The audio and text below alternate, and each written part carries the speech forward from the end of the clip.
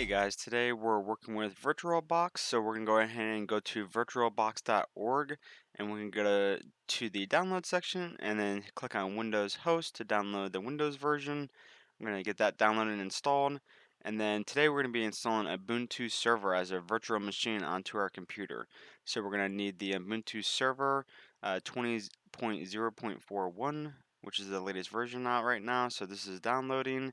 So we're going to wait for these to download. And then we're going to go ahead and get VirtualBox installed since it's already done. And I'm going to go ahead and pause the video and wait for this to get done downloading, and then we'll continue on to the next step. But in the meantime, go ahead and get VirtualBox installed. Alright, we have VirtualBox installed now. We already have a VM running Windows 10 that we were just using for testing, so that's why we have that there. We have the Ubuntu ISO here on the desktop. Alright, so we're going to go ahead and create a new VM now. So click on New. And so your path might be something different, but ours is going to be onto a second hard drive that we have on our computer. So that's why I'm changing the path here. But yours might be just regular on the C drive. As long as you have enough storage on your C drive, you might want to check that. And we're going to go ahead and put in Ubuntu test. And you can see as soon as we typed in Ubuntu, it already picked it up that it is going to be a Linux distro. And our distro is going to be Ubuntu 64. Hit next. We're going to give our VM 4 gigs. But like I said, you need to make sure you have enough memory on your computer. I have 16 gigs on here, so I can definitely give this 4 gigs because my system's still going to have 12 gigs then at the end of the day.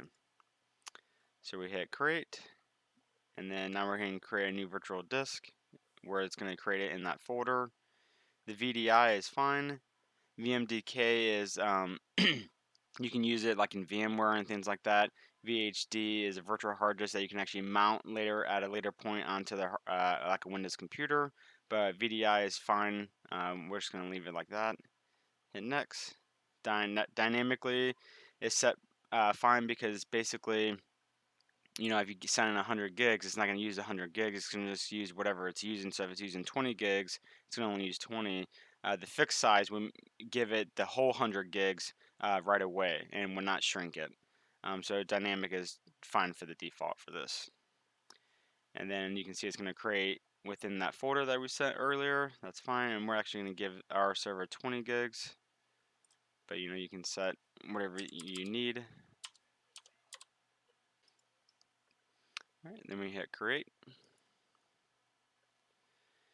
Now, before we power this on, we need to tell VirtualBox where to grab this ISO.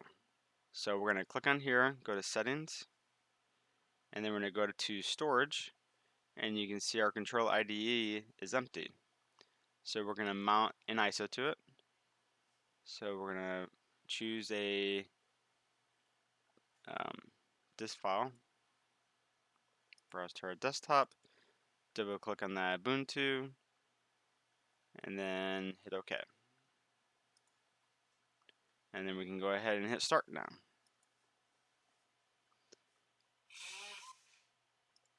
And you can click here to change the startup disk, and we're going to change that to the Ubuntu, and click start. And it should boot up right to the installation for Ubuntu here now.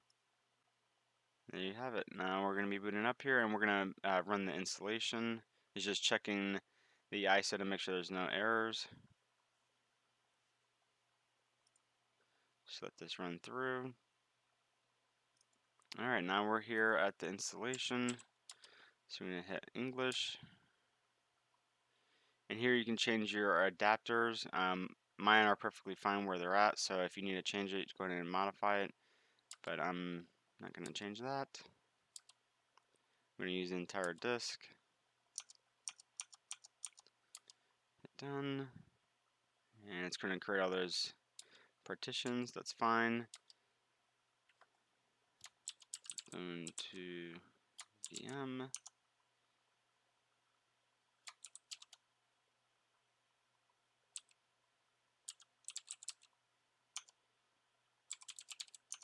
Go ahead and set. Oh, yeah, we need to set a different. Just do admin USR.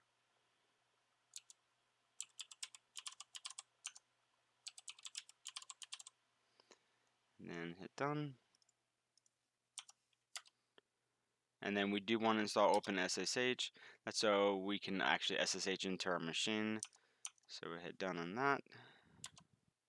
And this is anything else that we want to pre-install. We're not going to know what this server is going to be yet. Like I said, this is just a test VM.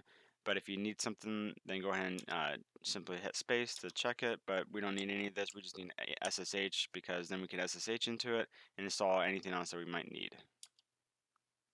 And then hit done. So now it's going to run the installation. So let's just give it some time here. I'm going to go ahead and pause it and continue once it's all done. Alright, we are all done, so we're going to go ahead and hit the reboot.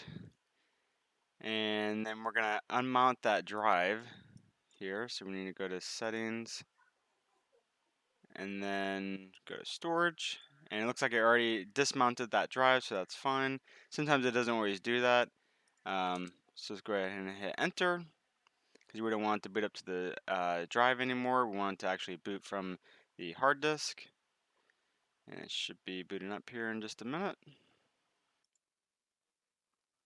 Alright, and it's loading up here. So once you see that welcome, you know you're pretty good at this point. And now you've successfully installed Ubuntu. So once this loads up, we're going to go ahead and log in to make sure we can log in. And then we should be all set. Alright, once you get to this page, we're going to log in with that user we created.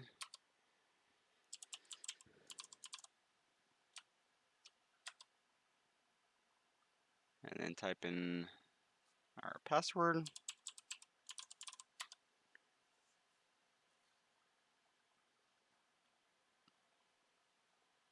Just running it's letting us know that we have some updates that we need to do. Alright, it's going to run a couple commands.